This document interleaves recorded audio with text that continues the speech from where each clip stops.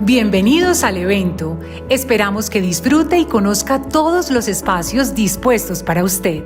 Durante su estadía, le recomendamos que esté cómodo y tenga a la mano una agenda para no dejar pasar ningún detalle.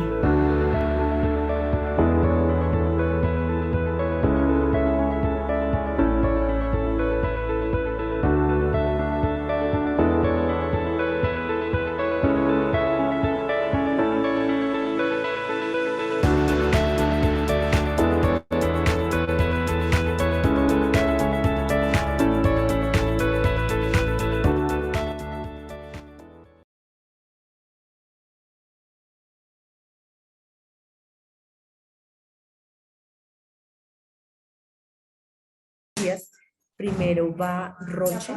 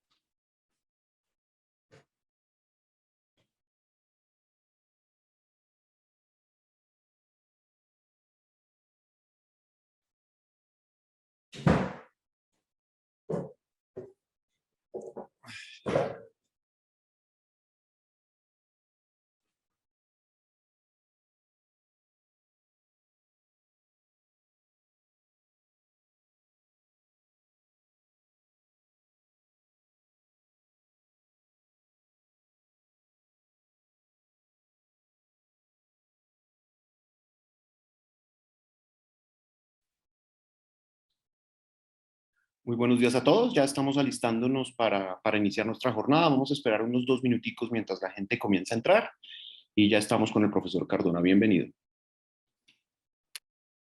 Perfecto, Saulo. Muchas gracias.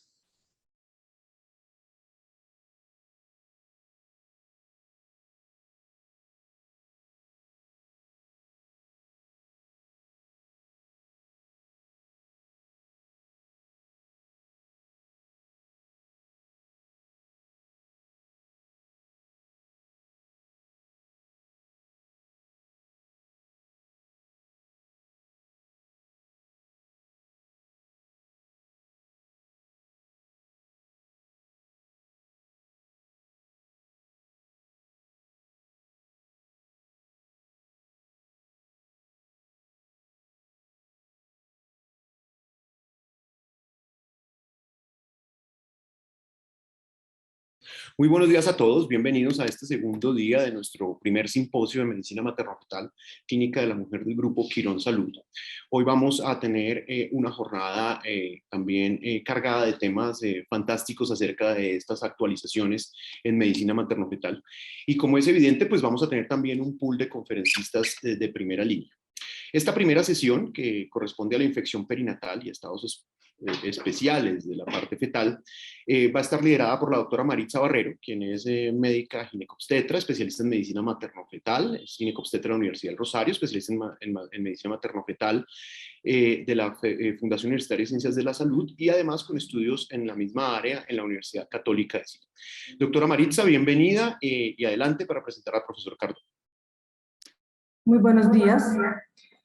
Vamos a iniciar esta sesión quinta de infecciones perinatales con la charla del doctor Arturo Cardona acerca del citomegalovirus de la concepción a largo plazo, tamizaje e imágenes perinatales. El doctor Arturo Cardona Ospina es médico cirujano de la Universidad Libre de Cali, es ginecobstetra de la Universidad de Antioquia, es especialista en medicina fetal de Fetus Brasil, coordinador académico de la Unidad Materno-Fetal de la Clínica del Prado del Grupo Quirón en Medellín, y es profesor adscrito de Medicina Materno-Fetal y Ultrasonido en la Universidad CES y profesor de cátedra de Medicina Materno-Fetal de la Universidad de Antioquia. Bienvenido, doctor Arturo. Ok, bueno, muchas gracias. Qué gusto verlos. Realmente muy agradecido con la invitación. Desde ayer sé que hemos tenido un simposio muy bueno. Hemos dado realmente un buen repaso a todo lo que tiene que ver con el área nuestra y bueno, esperemos que este sea como el comienzo de unos buenos simposios que vamos a poder hacer, creo yo que 2 por año, ¿no? Saulo, ¿vos qué opinas? Los que sean necesarios, Arturo. Bueno, mijo. Con el grupo Quirón no hay límite. Listo, eso está bien. Bueno, muy bien. Entonces les cuento que vamos a hablar de citomegalovirus en la gestación. Y les quiero contar primero, antes de hablar de algo de teoría, es que Saulo sabe y todo su grupo que desde más o menos el año 2003, 2004, pues he trabajado mucho en este tema y he trasegado por lo que es el uso de inmunoglobulinas, ahora el uso de los antivirales. Y hemos tenido un seguimiento de una cantidad de casos a través del tiempo que nos dan una buena oportunidad de dar a conocer la literatura que hay construida en quienes pueden construir una literatura robusta alrededor de este tema y la experiencia que hemos tenido en nuestro medio. Bueno, entonces Sin más preámbulos, vamos a iniciar el tema. El citomegalovirus es un virus DNA de la familia Herpesviridae, que establece un estado de latencia celular después de la primoinfección, y eso es muy importante tenerlo presente.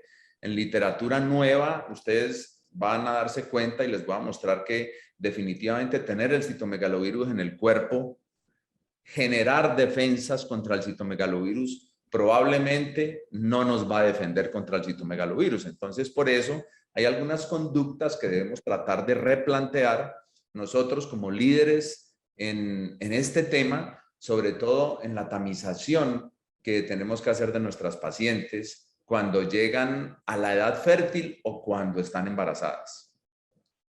Ahora, yo puedo transmitir el citomegalovirus a través de la saliva, de la orina, secreciones vaginales, el semen, por vía transplacentaria, por leche materna.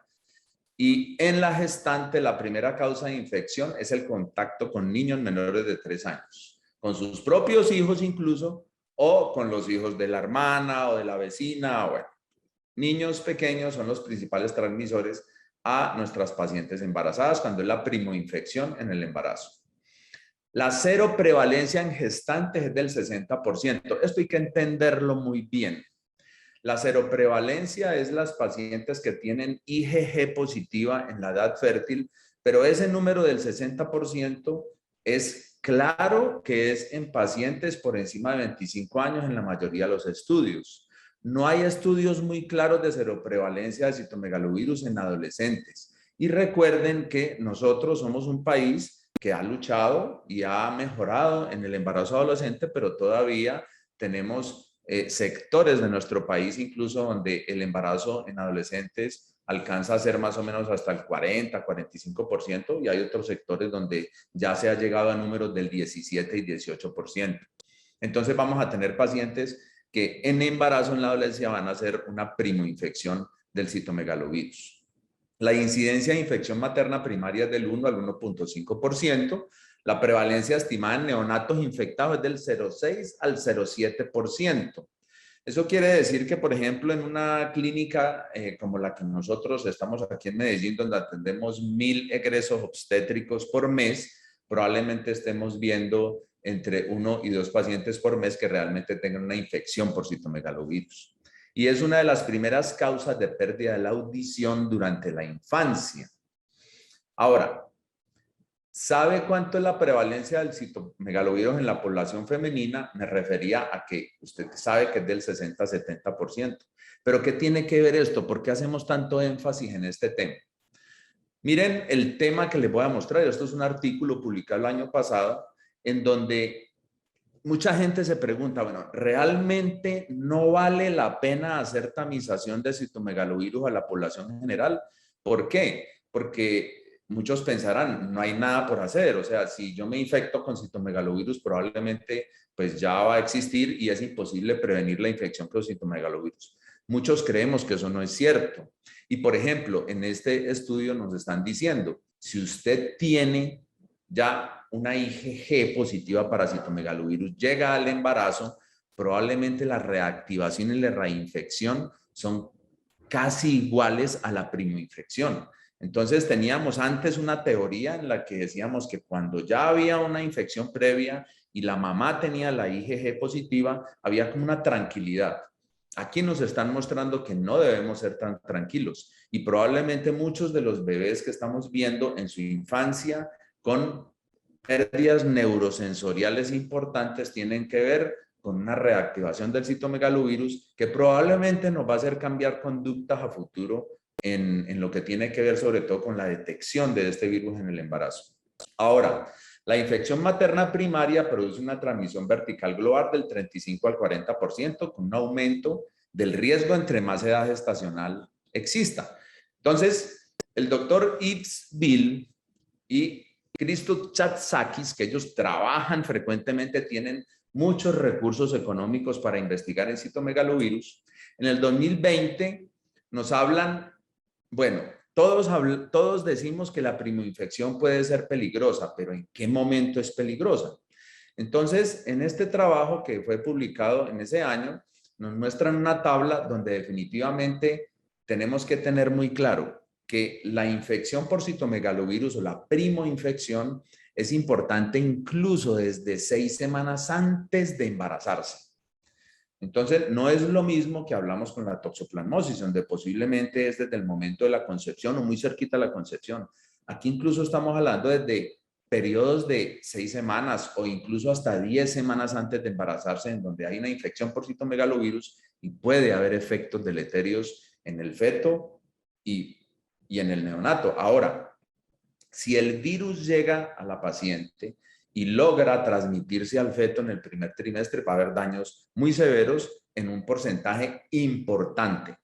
Si el virus llega a la paciente y se transmite al bebé en el segundo o tercer trimestre, va disminuyendo la severidad de las lesiones que pasan al bebé. Pero hay que entender muy bien este concepto. No se disminuye la transmisibilidad, antes se aumenta la transmisibilidad, pero sí se disminuye la severidad de lo que nosotros vamos a ver por ultrasonido o lo que vamos a ver incluso a futuro, pero existen secuelas y eso es lo que hace que muchos pensemos que el citomegalovirus debe ser incluido definitivamente en una tamización universal porque hay daños que se pueden probablemente con las nuevas terapéuticas poder prevenir. Ahora, la serología durante la gestación, pues tenemos que verlo con la IgG y la IgM.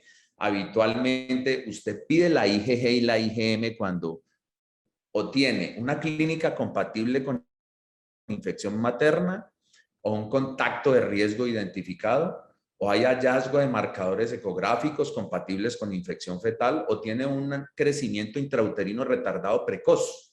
Un bebé que está muy pequeño, menor del percentil 3, antes de la semana 28.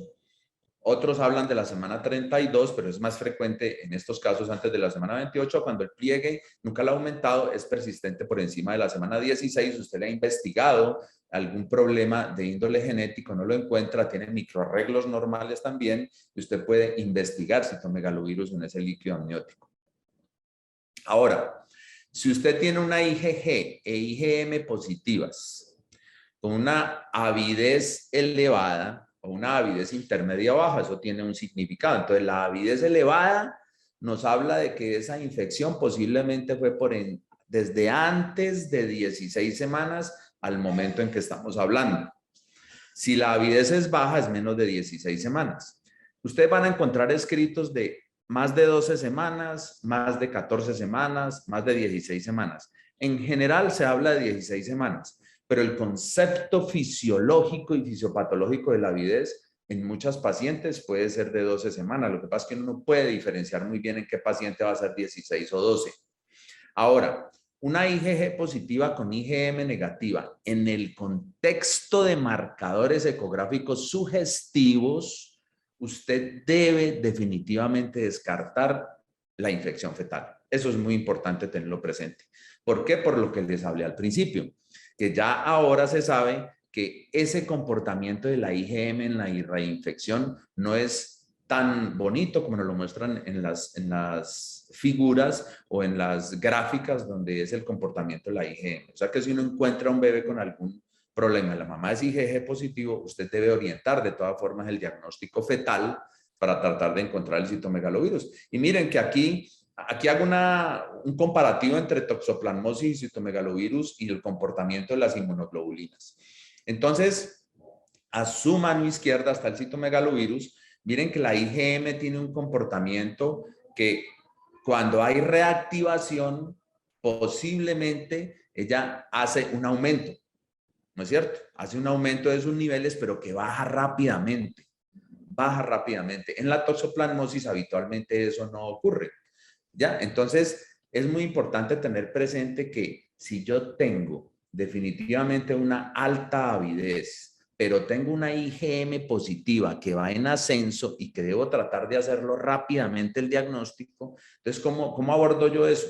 Si es una paciente que ya está con su IgG positiva, empieza a positivizar la IgM, mídasela de nuevo rápidamente. Estoy hablando de la semana o 2 semanas. Y usted puede hablar de una reactivación. Y si habla de una reactivación, usted tiene que investigar probablemente infección fetal. Y no es una locura probablemente pensar en que usted tiene que empezar a dar antivirales para poder evitar la transmisión al feto, como lo vamos a ver en trabajos posteriores. Si queremos diagnosticar al feto, cuando esté indicado, entonces hacemos una amniocentesis, pedimos una PCR en el líquido amniótico y esto tiene dos connotaciones muy importantes. Si usted hace el diagnóstico de citomegalovirus en la gestación en el primer trimestre, usted no corra a hacer la amniocentesis por encima de la semana 16. En lo posible, espere después de la semana 21. Por varias razones. Primero, porque la fisiopatología y replicación viral hacen que este virus sea mejor en su detección si han pasado por lo menos 6 semanas después de la primoinfección.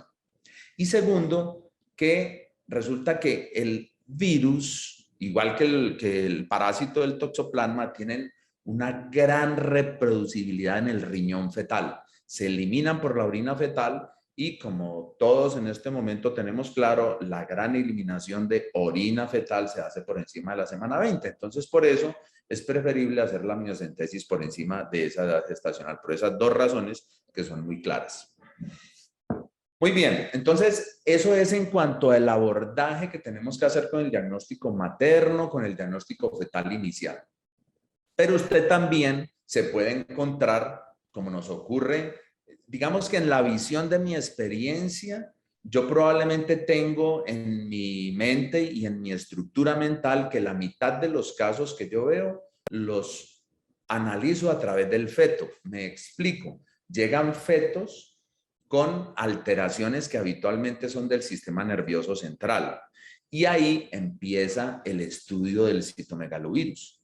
Y en muchas ocasiones tenemos mamás que tienen bebés con estas lesiones que ustedes ven ahí en la lista, las pueden ir leyendo mientras les voy contando, y uno va a investigar la IgG y la IgM y resulta que la IgG es positiva, la IgM es negativa y la gente dice, no, ya la mamá tiene defensas, el bebé pues tiene esas lesiones cerebrales, pues no vale la pena estudiarlo porque tiene defensas. Eso no es cierto. Eso definitivamente ya está proscrito ese concepto y debemos investigar el citomegalovirus en líquido amniótico en ese bebé. Yo les voy a mostrar unos casos que pues, hemos tenido a través del tiempo. Este es unas calcificaciones cerebrales en línea media que son casos realmente raros, no son casos frecuentes, pero son muy llamativos. Casos que nosotros diagnosticamos con citomegalovirus aquí en la clínica a través del tiempo.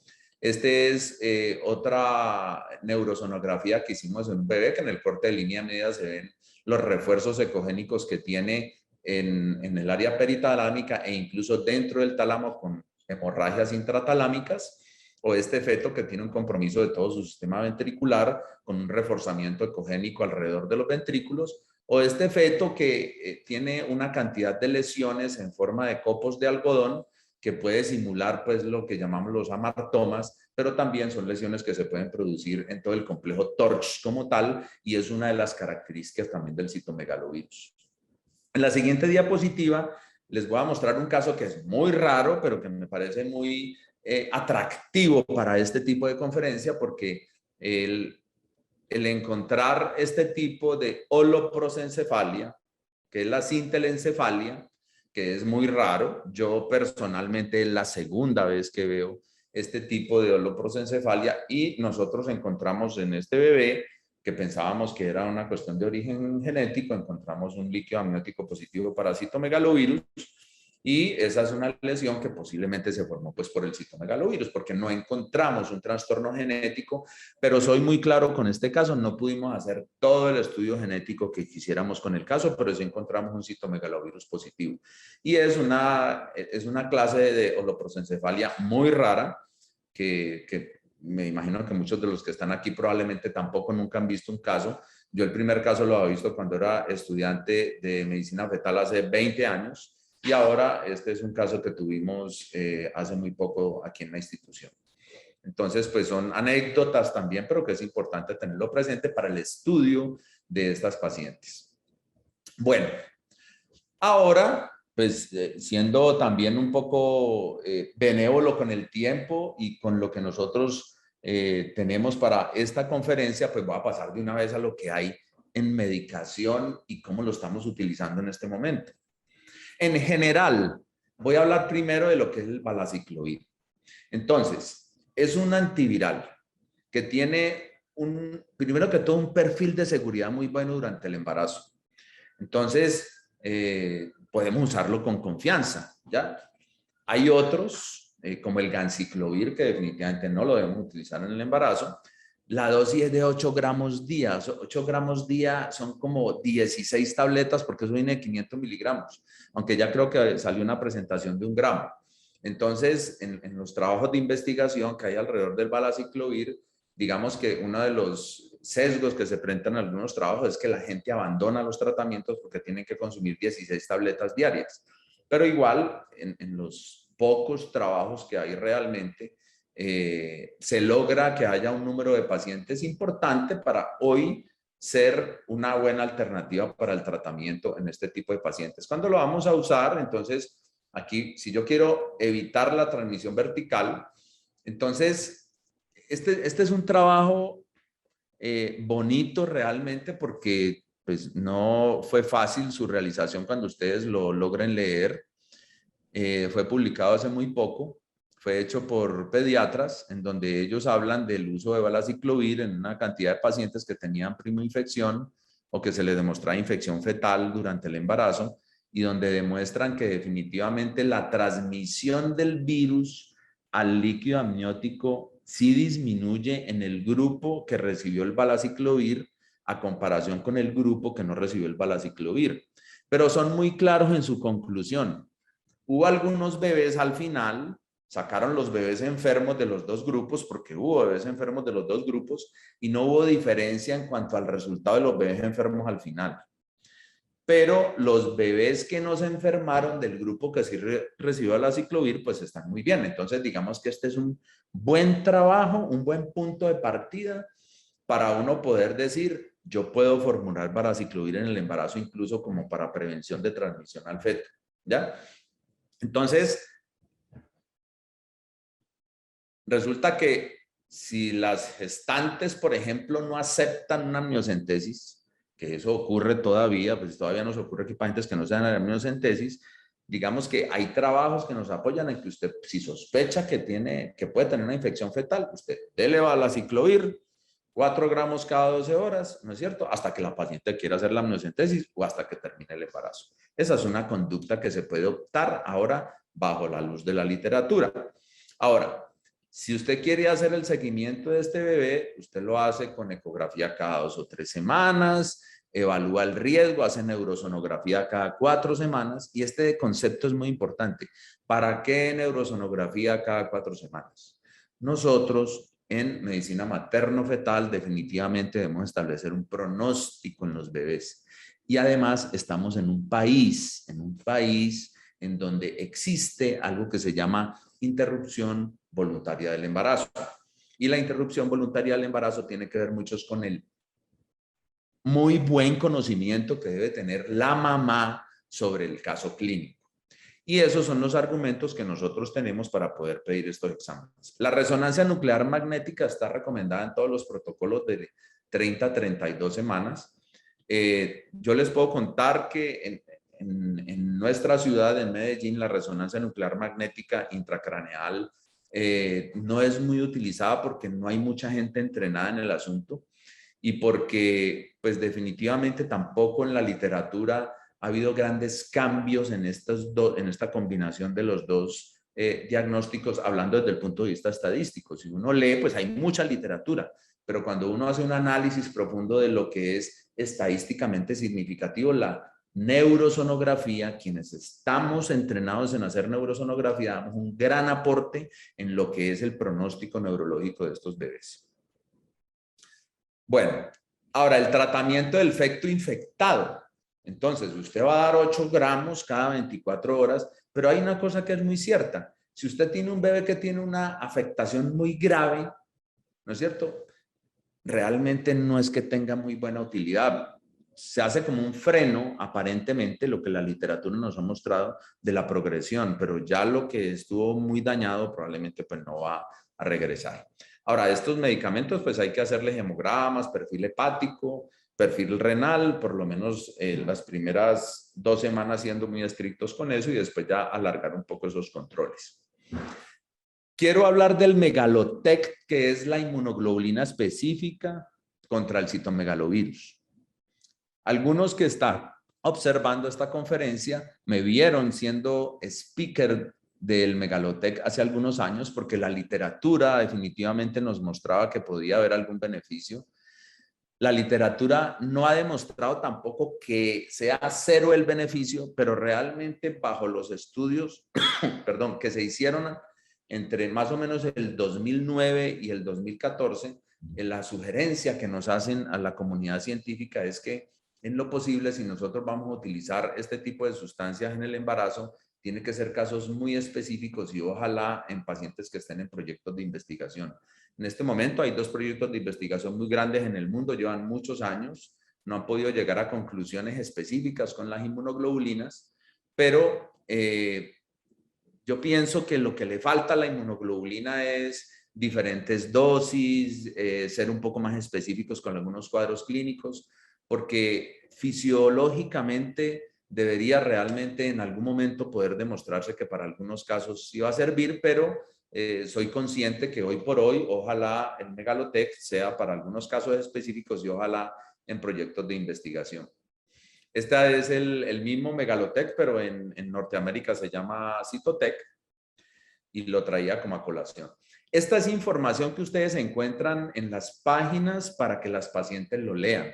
Y es muy importante que lo vean. El citomegalovirus pues causa sordera, ceguera, parálisis cerebral. Tenemos que estar muy atentos con las pacientes que ellos se laven las manos después de estar con bebés o niños pequeños, incluso las pacientes que tienen inmunoglobulina G positivo. Eso es muy importante porque los avisos muchas veces están destinados para las pacientes que no han tenido primoinfección. Y resulta que ya es mejor hacer definitivamente toda esta serie de recomendaciones. Y miren que aquí hay algo muy importante. El citomegalovirus es más común que el síndrome de Down, la espina bífida, el síndrome de alcoholismo fetal. ¿Por qué hago esa anotación? Porque a veces gastamos una cantidad de recursos en estas otras enfermedades y el citomegalovirus, pues definitivamente tenemos que buscarlo, tenemos que enseñar al respecto de él. Soy un convencido probablemente que el valaciclovir va a servir mucho para la paciente, sobre todo la que ya trae las inmunoglobulinas G positivas y tener que buscar esa IgM incluso en ese tipo de pacientes, en las profesoras de colegio, en las trabajadoras sexuales, en pacientes que tienen contactos con niños, hay que buscar que esa IgM reaparezca en algún momento. Y ahí es cuando estoy seguro que, creo yo, a futuro el valaciclovir va a tener también mucho que ver en el tratamiento de nosotros. ¿Cuántas infecciones por citomegalovirus ha diagnosticado usted en los últimos 10 años? Yo siempre hago esa pregunta para que ustedes analicen si realmente lo están buscando. Es más, ese objetivo de esta diapositiva.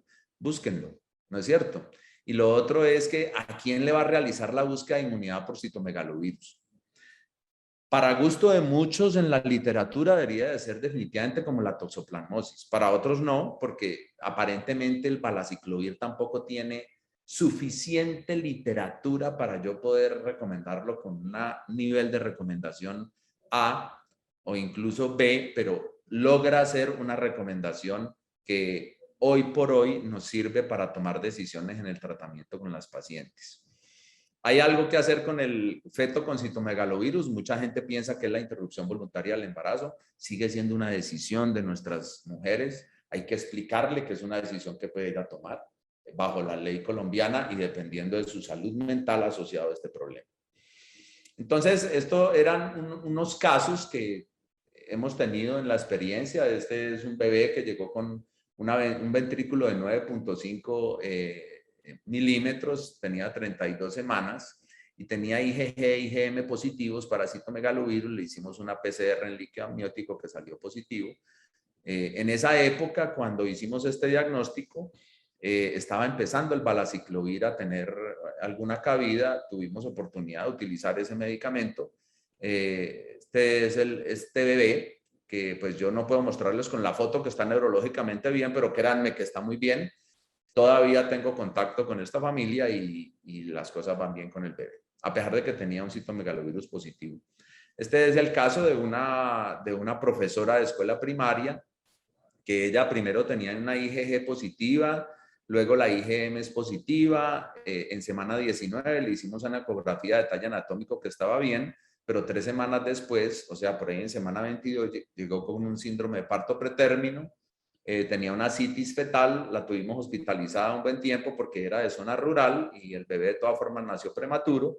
Infelizmente este caso lo perdí, no tuve el seguimiento, pero hasta ese momento que el bebé que ustedes están viendo ahí estaba en lo que neurológicamente estaba hecho, estaba bien. Este bebé también recibió, esta mamá también recibió valaciclovir. Este es un caso en donde una paciente con 28 años, secundigestante, ventriculomegalia fetal a las 24 semanas de gestación, IgG de 27 y de 13, digamos que qué sitio de la curva puede estar. Independiente de eso, es un bebé que tiene algunos trastornos en la ecografía, hay que estudiarlo. ¿Qué nos vamos a llevar para el trabajo? La infección existe, hay que buscarla, hay mujeres de riesgo. El 1 a 4% de las proinfecciones en el embarazo se transmiten al feto. La inmunoglobulina específica y el valaciclovir es para evitar la transmisión al feto o para disminuir las secuelas. Ya hay literatura, sobre todo con el valaciclovir, para nosotros poder usarlo ahora. La inmunoglobulina, definitivamente en proyectos de investigación. O sea que ya existe algo para ofrecerle al feto. Y por eso es muy importante este tema. Muchas gracias y bueno, quedo atento de si hay alguna pregunta. ¿Cuál sería la conducta en una paciente con IgG e IgM para citomegalovirus en semana 12? Llega a la consulta en semana 20, feto ecográficamente normal, en semana 20 indico test de avidez, o paso a amniocentesis, inicio o no valaciclovir, o espero la amniocentesis. La mayoría de las pacientes llegan muy tarde a la consulta y en muy pocos casos se puede abordar en primer trimestre por el especialista. Bueno, este es uno de los casos realmente nuevos que hay que mirarlos a la luz del valaciclovir. Entonces, si uno tiene una paciente que tiene ese histórico y así tenga negativo en la ecografía un hallazgo, es muy importante pensar que puede existir la infección por citomegalovirus. Entonces, aquí pasamos casi que a hacer algo similar a lo que hacemos con la toxoplasmosis. Y es que definitivamente tenemos que hacer el estudio del feto, porque ya el test de avidez no nos va a servir y tenemos que iniciarle el valaciclovir. Hacer la amniocentesis, pero aquí hay algo muy importante. En el citomegalovirus sirve mucho más que en la toxoplasmosis el seguimiento de las inmunoglobulinas. Entonces uno tiene que entrar en ese protocolo que es el seguimiento con inmunoglobulina, la PCR, iniciar el valaciclovir. Y cuando salga negativo el líquido amniótico y las inmunoglobulinas no tengan un gran progreso, probablemente uno puede suspender el valaciclovir. Pero si usted tiene unas inmunoglobulinas M que están en ascenso, usted tendría probablemente una reinfección.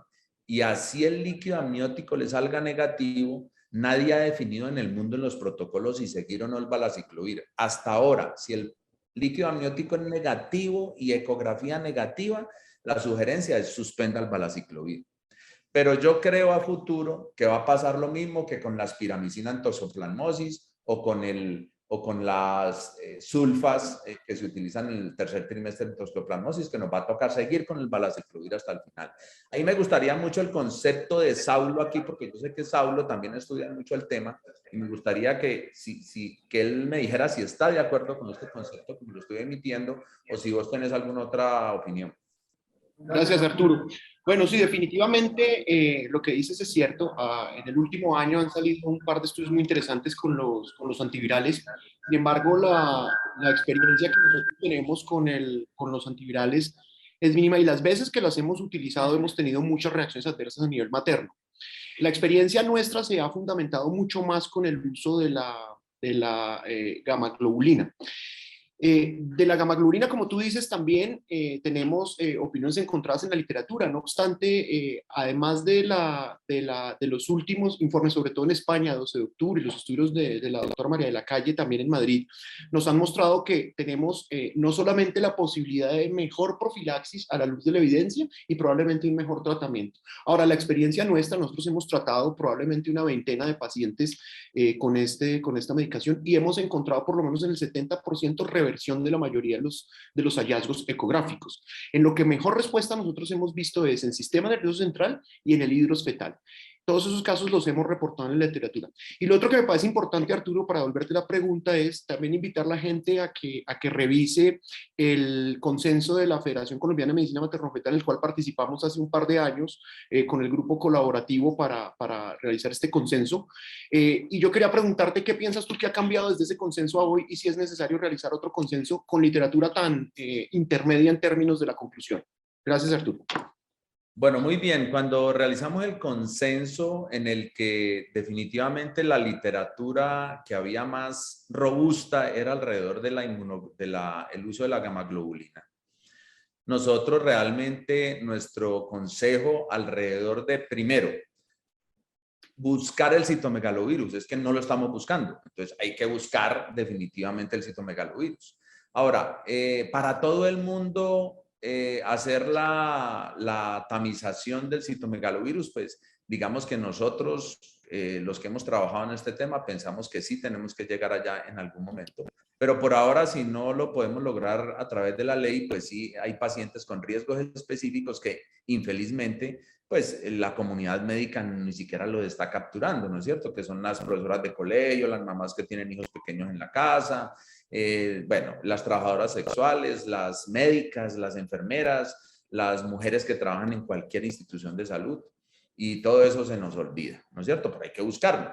Y lo otro es en cuanto al uso de la inmunoglobulina, nosotros lo aconsejamos también como que definitivamente para la prevención como tal, o para lo que vos decís, que son pacientes que incluso logra uno ver la mejoría en lo que es ascitis, en lo que es el edema de piel, en algunas lesiones cerebrales, eso lo hemos visto quienes hemos tenido la experiencia de usarlos y pensamos que en casos específicos sí hay que hacerlo. Tenemos el problema es que los asesores científicos de las empresas prestadoras de salud de nuestro país habitualmente se guían mucho es por las guías que el ministerio genera con recomendaciones muy altas e infelizmente esa recomendación que podríamos hacer tanto la inmunoglobulina con el valaciclovir está todavía en una construcción que yo creo que podemos dar grandes alternativas, pero por ahí dentro de unos 2 o 3 años. O sea que yo lo dejaría por ahora igual, Saúl. Doctor Arturo, muchas gracias. Le pedimos el favor si puede contestar algunas preguntas que quedaron por el chat. Gracias.